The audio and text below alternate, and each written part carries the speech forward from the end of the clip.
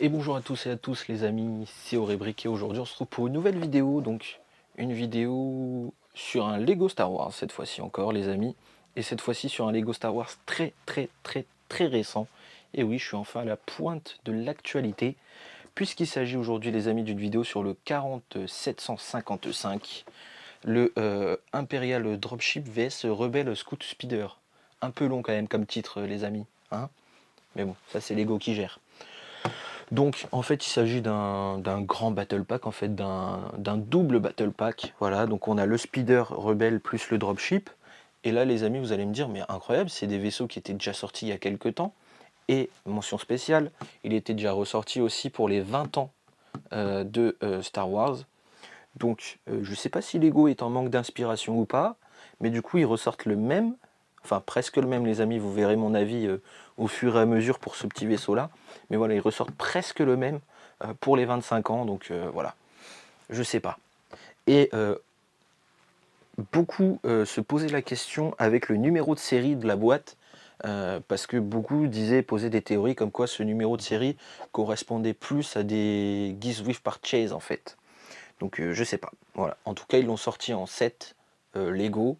Donc voilà, c'est un set officiel qu'on peut acheter et c'est pas un cadeau d'achat.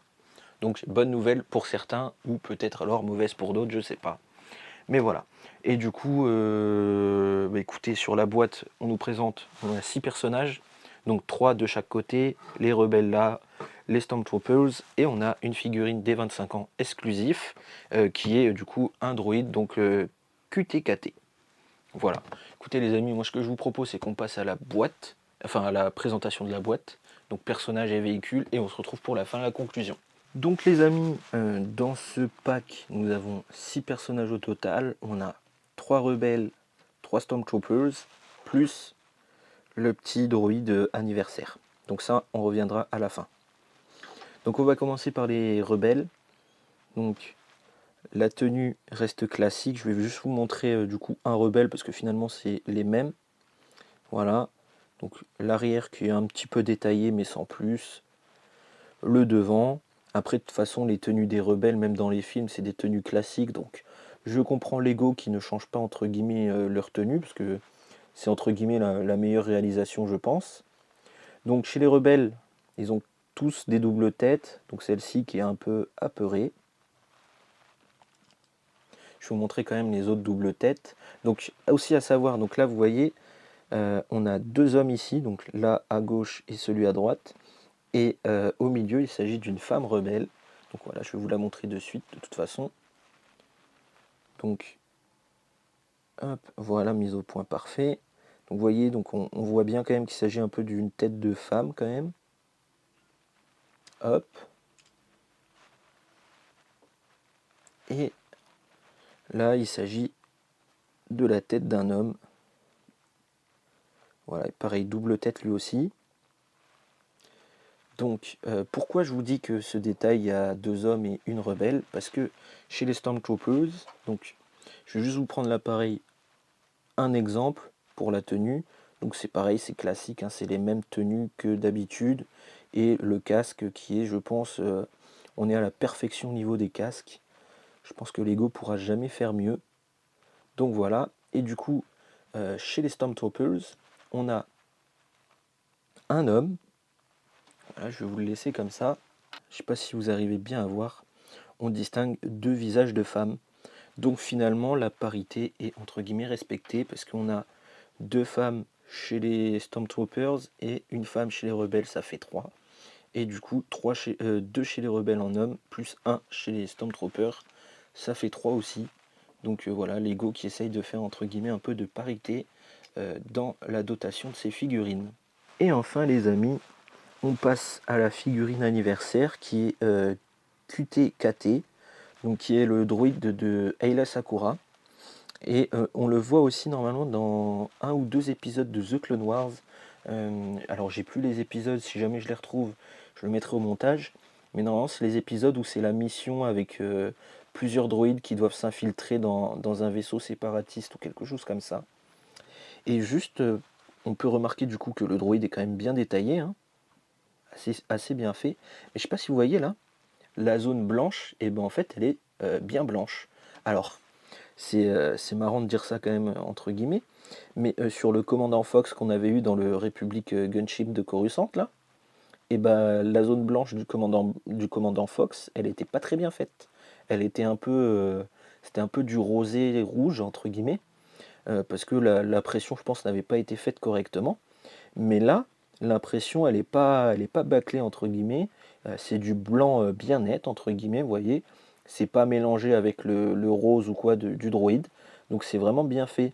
Donc je pense que peut-être Lego là a enfin réussi à trouver une solution pour bien faire les petites zones ou quoi, euh, typographiées avec d'autres couleurs.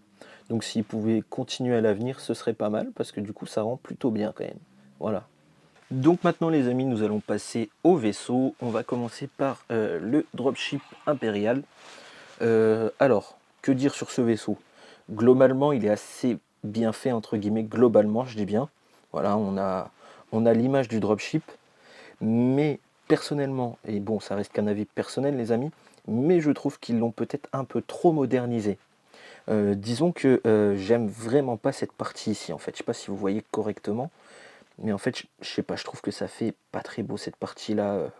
Ça fait un peu un gros tas de pièces qu'ils ont posé là et qu'ils ont voulu mettre pour, entre guillemets, augmenter les pièces du set. Mais je vais vous reprendre la boîte que j'ai d'avant. Je sais pas si vous allez y voir correctement, mais disons que sur celui-ci de set, bon, que j'ai pas encore ouvert, hein, vous voyez, mais disons que sur celui-ci, en fait, c'est un peu plus fin, et en fait, je trouve que c'est un peu mieux fait, entre guillemets, de cette manière-là. Là, sur celui-ci, je trouve qu'ils ont voulu un peu trop l'améliorer. Voilà. Alors après, j'aime bien cette partie entre guillemets ici qui est assez sympathique. Voilà, mais je sais pas. En fait, pour moi, ça fait un peu trop. Après, du coup, comme je disais, on a quand même quelques idées sympathiques, comme par exemple la verrière là, du pilote qui se ferme correctement et en entier. Il n'y a pas d'espace de libre ou quoi. On a, euh, on a après les trucs classiques, on a des petits là, des stands, des lance-shooters, mais bon, je les ai pas mis jusqu'en entier, je les ai juste mis là pour faire le truc. Après ici on a les petits propulseurs, voilà, donc ça peut bouger un peu, hop, comme ça. Et ce qu'on a de bien, entre guillemets, qu'ils ont repris, je pense, l'idée du petit transporteur droïde qu'on a eu en cadeau pour le Mise Force. C'est la petite plaque qui coulisse pour déposer les soldats en fait tout simplement. Donc ça c'est une bonne idée. Après du coup je trouve dommage c'est que du coup on n'a plus que deux places de libre, contrairement aux deux sets d'avant, et du coup contrairement au set principal sur lequel il reprend ses bases, où il y avait la plateforme avec quatre places disponibles. Donc je trouve ça un peu dommage de sacrifier autant de place, parce que du coup ça fait deux personnes, deux soldats en moins à transporter. Et pour un transporteur, juste transporter deux soldats, ça fait un peu triste, hein, entre guillemets. Donc voilà. Après, voilà, d'aspect, il reste quand même assez bien, hein. Je ne vais pas non plus le critiquer jusqu'au bout. Mais c'est vrai que c'est pas mon vaisseau le préféré, entre guillemets, de ce set. Du coup, je vais plus préférer le Speeder Rebelle, qui est à mon goût un peu mieux fait. Voilà, c'est que mon avis. Après, on a encore des petits trucs sympas. Genre là, on a les petits clips pour mettre les armes des troopers. Enfin voilà quoi, ça reste un vaisseau assez sympathique. Mais je trouve qu'ils ont voulu un peu trop faire sur ce vaisseau. Et du coup, trop en vouloir en faire, ben, ils n'ont pas fait correctement. Vous voyez ce que je veux dire? Parce que je sais pas, là ici, en fait, c'est toute cette zone-là, elle me plaît pas en fait. Ça fait un peu trop gros, ça fait trop. Ça fait un peu bâclé en fait. Voilà. Je sais pas, j'ai du mal. Vraiment, je vais préférer l'ancienne version.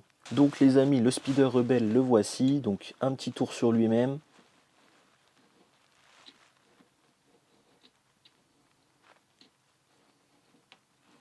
Donc honnêtement pour moi, ce Speeder est vraiment la construction la mieux réussie, je pense, du set.